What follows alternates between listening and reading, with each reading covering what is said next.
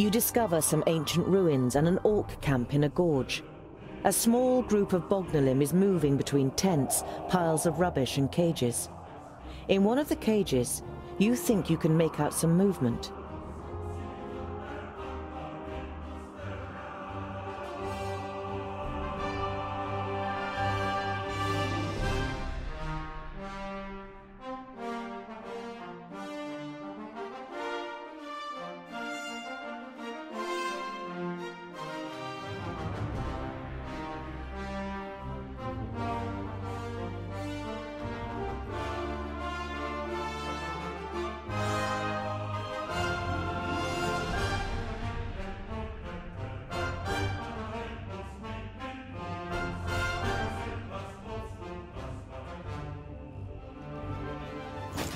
They're coming out the holes.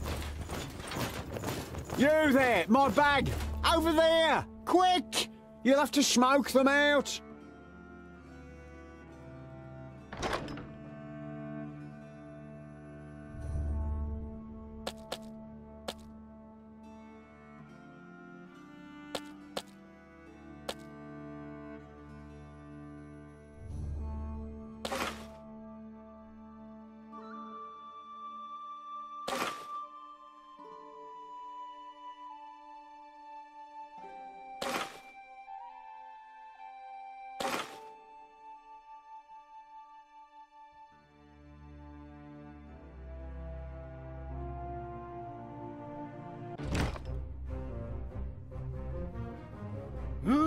Huh?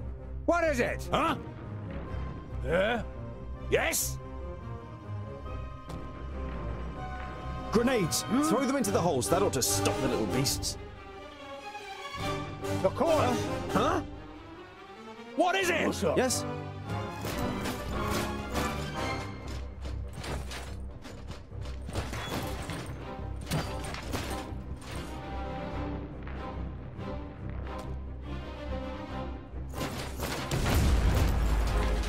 Too easy!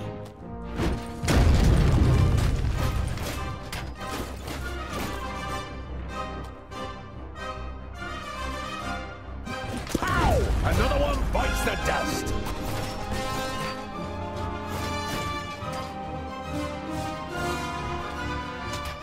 Vile creature! Don't take it personally. And again, he hardly put up a fight! Huh? As good as done! Huh? Ah! Kill! Too easy! Ah! I can't do that yet! Vile creature! A bit too Please much, wait a moment! was I? Yeah! What is it? Yes? And again! What is it? Hey! Bit too many over here! Yes? Huh? Huh?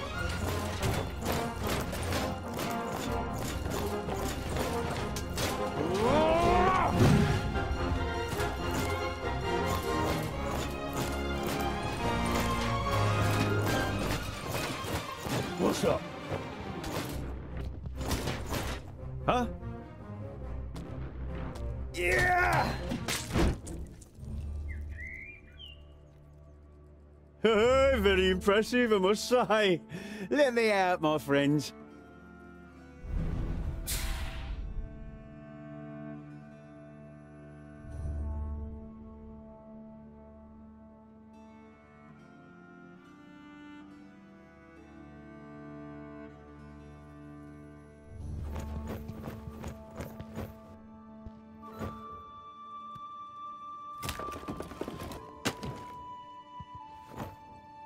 Oh, thank you.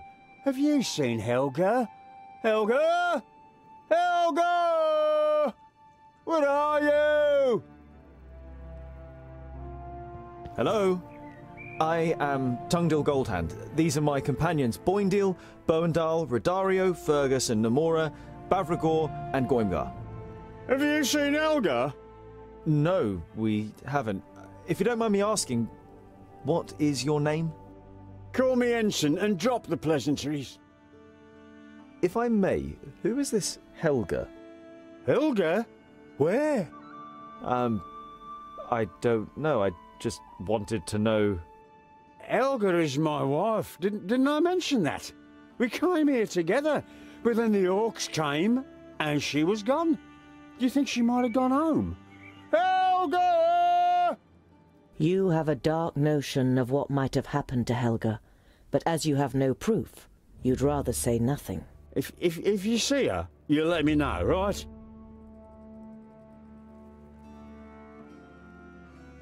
I wanted to thank you. Your grenades really helped us. Grenades? Oh, yeah, no problem. I used them to break up boulders, but I ended up attracting these pests.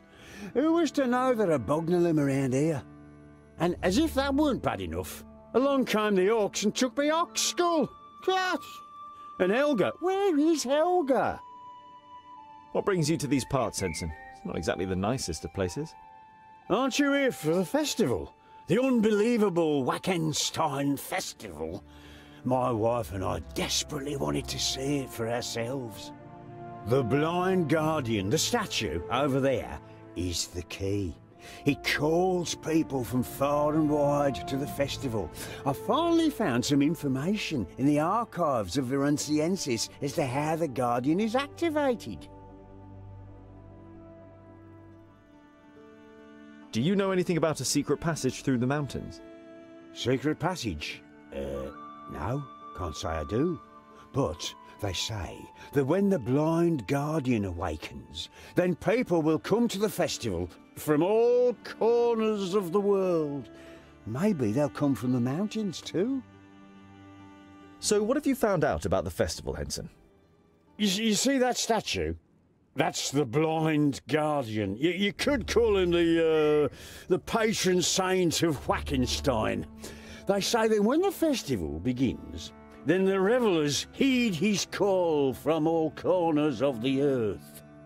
According to my research, we need 3 things to start the festival. A burning ox skull, the fire-eater bell, and vervain. I actually had it all, but, well, then the orcs came. It should be easy to find an ox's skull. All we have to do is find a butcher. Oh, it can't just be any old ox skull. It needs special decorations and engravings. Took me weeks to prepare that skull. Then the orcs came and took it. Must have thought it had some value. So, we've got to hunt down an army of orcs. Boindil will like that. What do we do with the skull when we've got it? Oh, well, that's simple. The ox skull must be set on fire. You're not sure what kind of celebration needs a burning ox skull, but the mission doesn't sound too difficult. Where will we find the fire-eater bell, and what kind of a name is that anyway? Virunciensis. I tracked it down to a collector who lives outside the city in an estate on the south wall. According to the legend, the bell was mounted in a black tower. The tower caught fire. The bell fell down and smothered the source of the fire. Now, I'm sure you can work out the rest. The ringing of the bell opens the way for the blazing fire in our souls. At least that's what is written. Virunciensis. So what are we waiting for? We'll visit the collector and... It would be best if you went without me. I have some things to prepare here. Vervain, doesn't that grow in Ergon? It's a hell of a long way from here. Ha! Don't worry. I have a bag, where, just a minute. It's gone. You lost it? Well, lost. I mean, briefly mislaid, perhaps. It must be here somewhere. To begin the festival, we need the ox skull, the fire-eater bell, and the vervain, right? Exactly.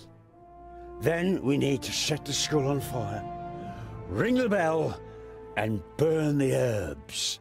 And then it happens. You're quite sure you're wasting your time? A huge festival in the middle of nowhere?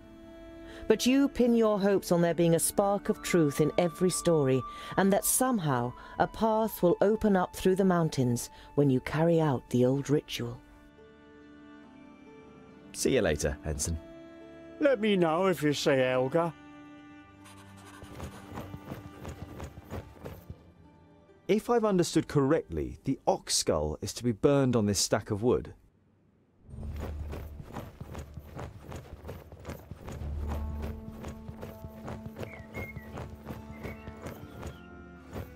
A bracket on which you could hang something. Must be for the bell that Henson mentioned.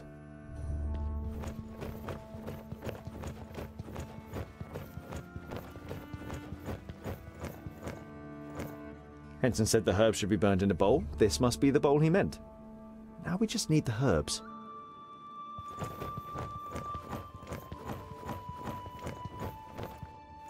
Ah, that must be Henson's bag of herbs.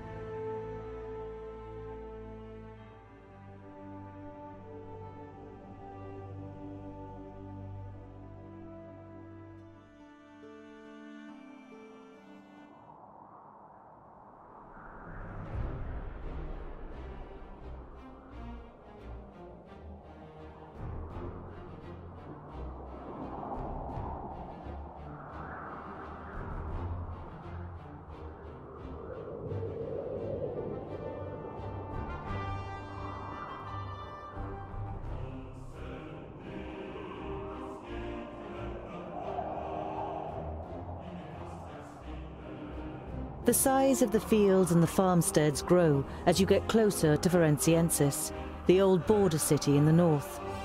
The old city wall is much too small for the size of today's settlement. Everywhere little cottages, and even the odd magnificent estate, extend beyond the wall.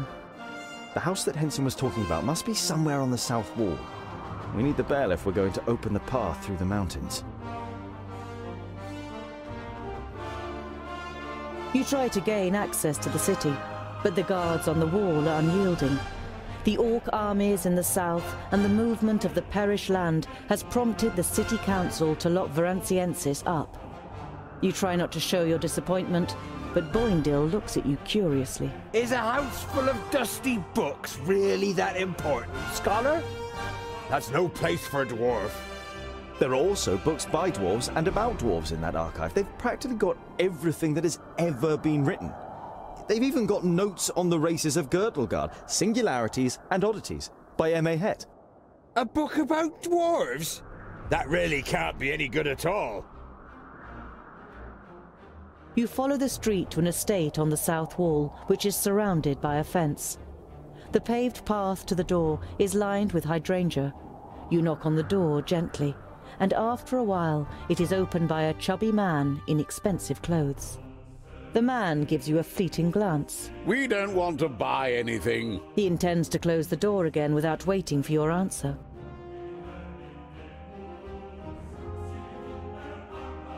Wait, I've been told you have a rare bell, Fire Eater. The man pauses. Fire Eater? How? Before he can finish what he's saying, a red-haired woman pushes past him. She is also wearing expensive clothes and is heavily made up. After she gives him a stern look, the man disappears into the house. She scrutinizes you with greenish-blue eyes. How do you know about that, Shorty?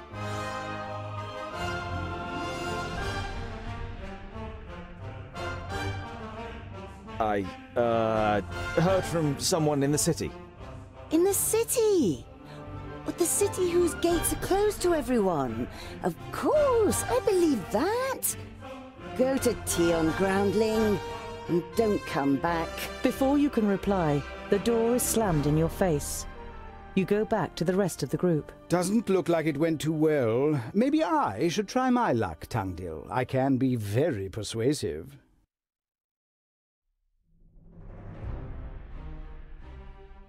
Redario follows the hydrangea-lined path to the door in elegant strides. He knocks on the door energetically, and a little later the door is opened by a red-headed woman. When she sees Redario, her expression lightens. She opens the door fully and takes a tentative step forward. What can I do for you? Are you a singer? An actor? Or a lute player? The name is Rodario Fairmaid, gifted showman, mime, and dramatist. At your service. Rodario elegantly pulls the hat from his head and bows before her.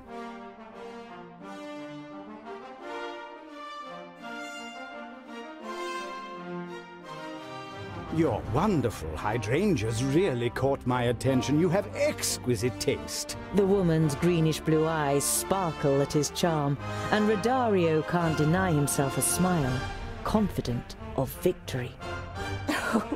You are a real charmer, Mr. Rodario.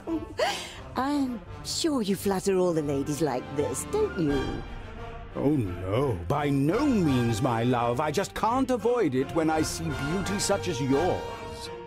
Oh, don't play with my feelings, Mr. Rodario. You probably haven't even noticed the color of my eyes. She playfully turns her head away to hide her face.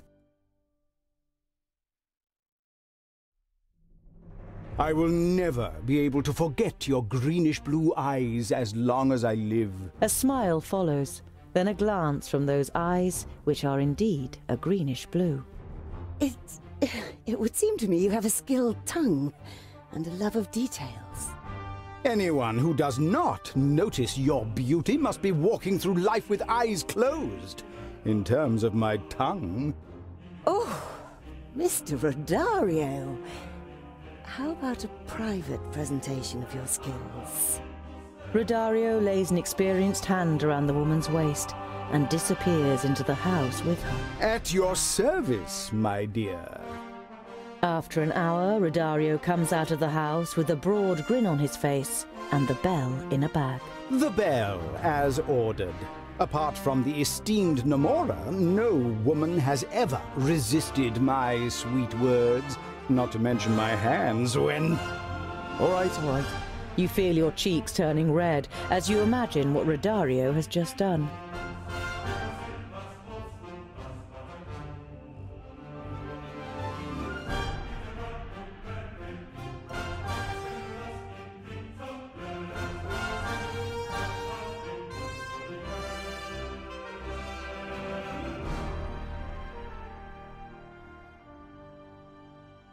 The all-too-familiar stench of tallow and grease reaches your nose.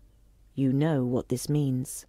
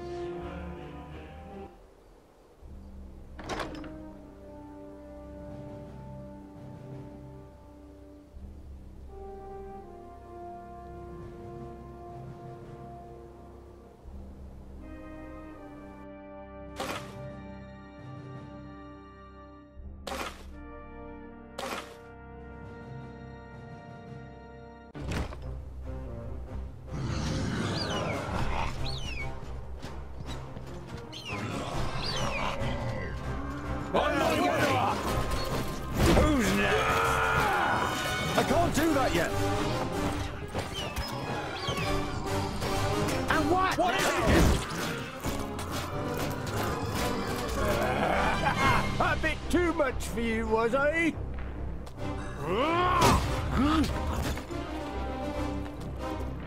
Yes?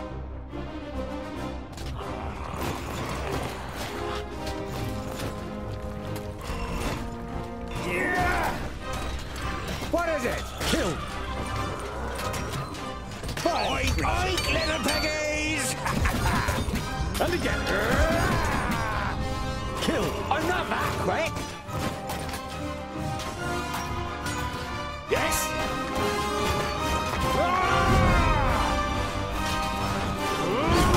Put up a fight! What's up? Don't take it personally. Who's next? Yes?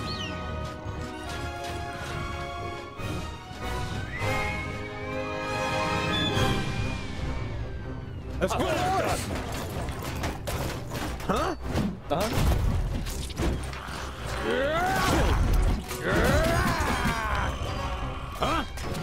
He hardly put up a fight. Who's next? Please wait a moment. Yeah!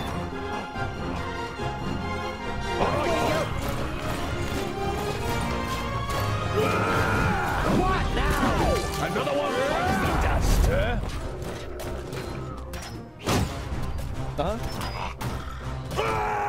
What is it? What is it?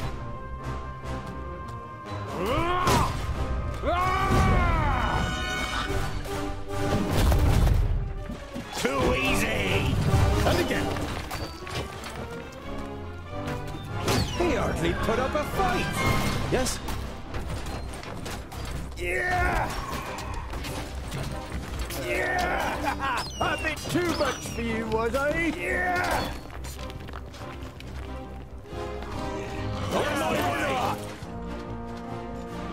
As good as done. Kill.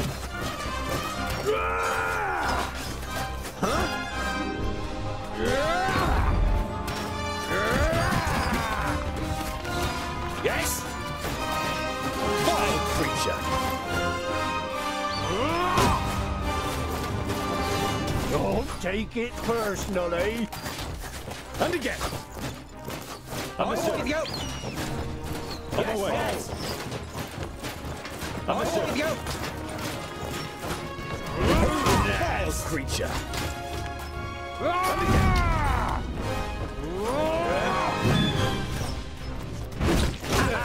Disgusting. A bit too Vile much for you, creature. was I? I didn't hit you very hard. Out of my way. Always go.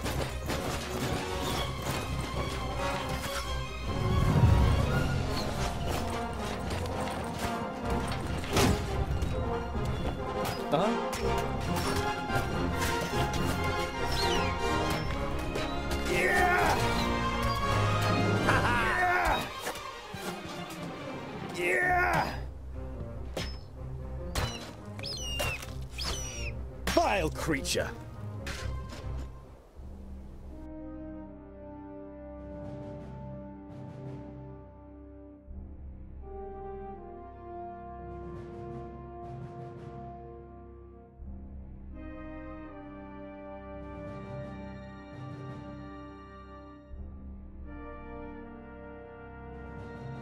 While the others take care of their wounds, you find a brown, well cared for leather bag. You are certain the bag hadn't belonged to an orc, and inside you actually find a decorated ox skull. This will please Henson. With this, you are a step closer to a way through the mountains, or a huge disappointment.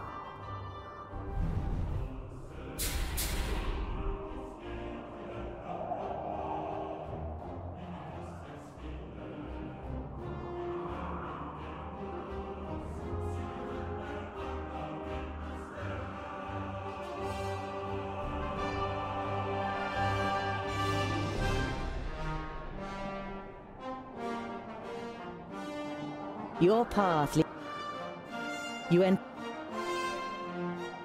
go.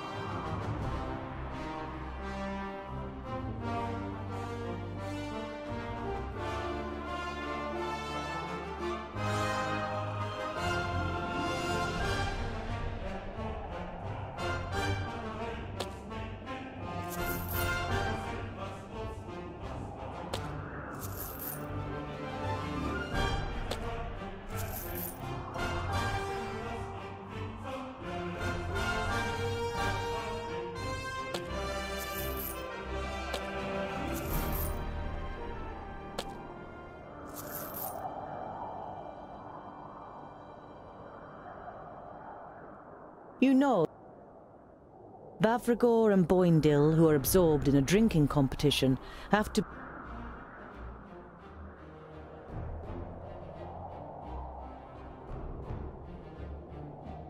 The old ruins of Wackenstein appear before you.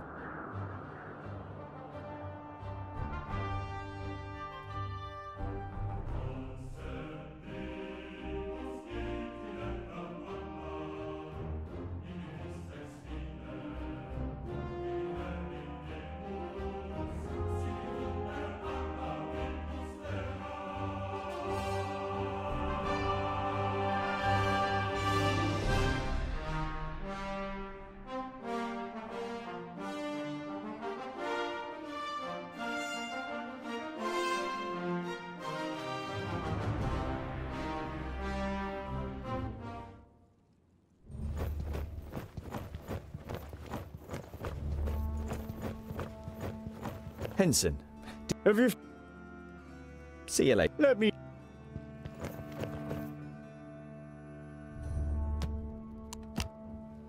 All right.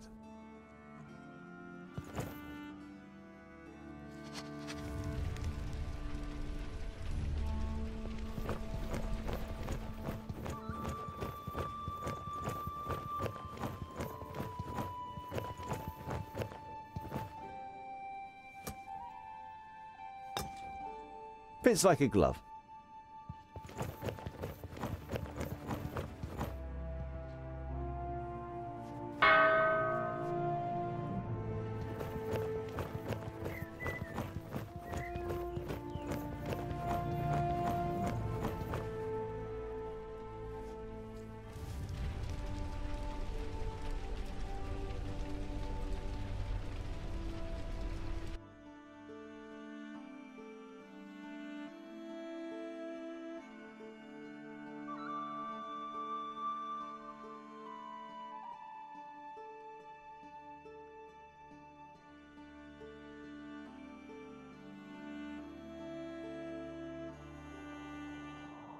Loud and powerful music follows the fog and the figures, crushing over your head in roaring waves. The force of the music clouds your senses, and it seems as if the statue of the blind guardian rises from his throne. You want to draw your companion's attention to it, but then you suddenly realize that you have a tankard of ale in your hand. You instinctively try it, and are happy to note that you haven't drunk such good ale since Ogre's death. The night becomes a colourful whirl of ale, music, dance and ecstasy. You can no longer remember why you're here or who you're celebrating with. For a few hours you forget what was and what is to come. You are completely in the here and now. You wake up the next morning. You're lying on your back and staring into a sky that is much too bright. You turn onto your side with difficulty and see your companions all around you, but no one else. The remains of a wild party, campfires, tents, and ale tankards are still there, but the magic has gone. You stand up, muttering curses, and try to suppress the taste in your mouth and the pain in your head. To your great surprise, you see that the stony figure of the blind guardian has revealed a tunnel that leads into the rock of the mountain.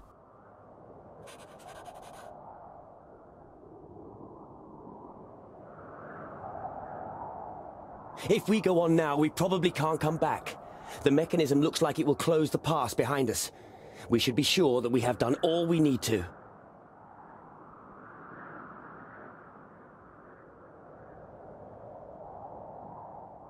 The open pass into the mountains is the